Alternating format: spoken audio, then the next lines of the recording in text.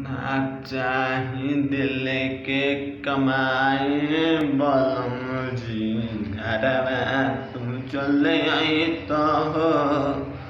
चलल बा कोरोना के बीमारी बलम जी, घरवा तू चल आई तो हो।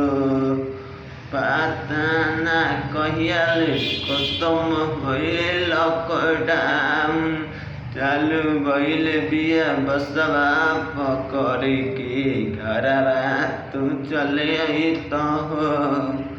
ना चाहिए दिल्ली के कमाई बलम जी, घरवा तू चल आई तो हो।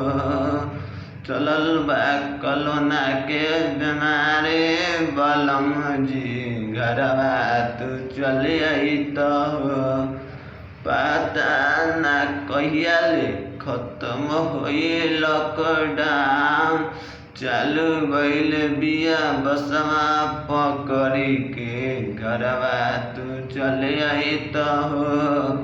ना चाहिए दिल के कमाई बलम जी, घरवा तू चल आई तो हो। चलल बा कोरोना के बीमारी बलम जी, घरवा तू चल आई तो हो।